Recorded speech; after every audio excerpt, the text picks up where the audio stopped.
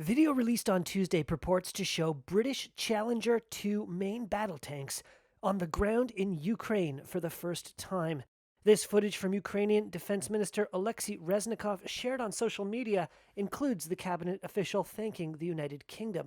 Thank you very much from Ukraine to the United Kingdom. But these tanks will have to do more than trend on Twitter. Ukraine has begged and pleaded for months for advanced weaponry ahead of what is an expected counter-offensive against invading Russian forces occupying swaths of territory in the country's east. The U.S. and NATO have promised tanks and artillery in hopes that Ukraine can repeat some of the successes it saw last year in repelling Russian attacks and retaking Russian-held regions. But that offensive has yet to take shape. Kiev and Moscow have spent months locked in bitter combat over the now shattered eastern city of Bakhmut, a battle both sides have described as a meat grinder where the front line has barely moved. A Moscow-installed leader in eastern Ukraine on Tuesday said Russian forces were making gains in Bakhmut. But in a video released on Telegram, Ukrainian commander Alexander Syrsky said his forces were inflicting heavy losses on Russian attackers in an effort to exhaust the invaders. Heavy fighting has also moved to the town of Avdiivka, a bit to the south, where British intelligence said a Russian tank division had suffered heavy losses. Video released by Ukrainian police purported to show officers working to evacuate civilians as the front line inched closer. But residents in nearby Semenivka told Reuters they had no plans to leave. 56-year-old Elena, who did not give a surname, said, "There is no place to leave for. Where should we go? And how can I leave my home? That's why we're staying here." This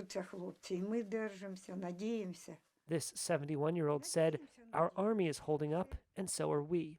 We have hope. We have hope, and we hope the situation will calm down." Both sides are signaling their readiness for even more brutal combat ahead. Moscow on Tuesday released footage of Defense Minister Sergei Shoigu inspecting arms factories, showing munitions being readied for the front. Russia and Ukraine are both reportedly expending artillery shells at a rate not seen since the Second World War. France's defense minister on Tuesday said it would double its supply of 155mm shells to Ukraine to about 2,000 per month. As expectations of a new offensive build, these Ukrainian recruits this week practiced firing rifles and rocket-propelled grenades under the eye of a Swedish instructor, Magnus Ek. I train both new soldiers that are mobilized, they just got a uniform and a gun. We start from day one. And also experienced units. It can be mission-related training for some fighters that are pulled out. They need to train on something and then they go back to the front line and do that.